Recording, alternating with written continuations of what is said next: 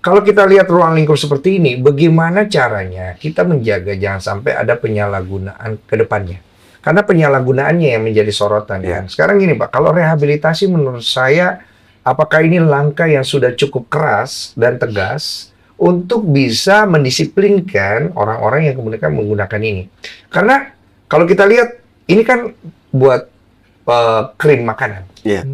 Kita nggak bisa nih masuk ke area itu karena dia udah ada izinnya gitu. Bagaimana caranya? Ada nggak menurut Bapak aturan yang bisa kemudian di-develop, mungkin dari DPR Komisi 3, yang kemudian akhirnya bisa disahkan untuk menghindari jangan sampai akhirnya orang ngerasa, ya paling gue direhabilitasi doang, ya kan? Bisa nggak misalnya kalau lo pakai, atau siapa yang menyuruh ada di situ ikut make, kita jerat hukum pidana? Itu memungkinkan, tetapi tentu kita harus komunikasi antar semua lembaga stakeholder. Oke. Setidaknya untuk tahap awal yang paling bisa mungkin kita lakukan adalah satu terkait dengan pengawasan, bahwa barang ini kan memang pertama untuk kebutuhan medis, kedua untuk kebutuhan industri makanan. Ya. Dan ini yang mengawasi adalah Badan POM. Ya. Ini kita perkuat dulu, karena aturan sudah ada, tapi ini mungkin sekarang belum bisa bekerja dengan baik. Ya. Ini kita tajamkan.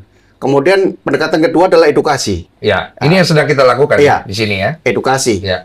Kami BNN, walaupun ini bukan dalam ranah narkotika, tetapi itu tadi saya sampaikan bahwa setiap ada kesempatan kami memberikan edukasi tentang bahaya narkotika, kami akan selalu juga menyisipkan bahaya-bahaya zat adiktif lain, termasuk penyimpangan-penyimpangan yang terjadi, Ya. yang berkembang baik di masyarakat kita di Indonesia maupun di negara lain. Ya. Sebagai bahan perbandingan, dampaknya seperti apa, dan itu harus dihindari.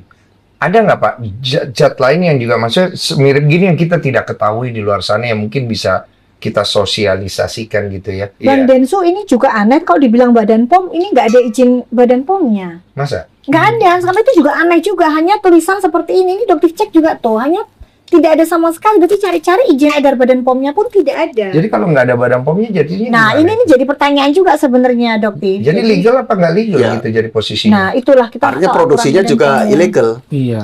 Oh ini barang ilegal jatuhnya bisa jadi? Jatuhnya Kita bisa. nggak tahu Artinya seperti apa. nanti bisa ditindak produsennya oleh Badan POM.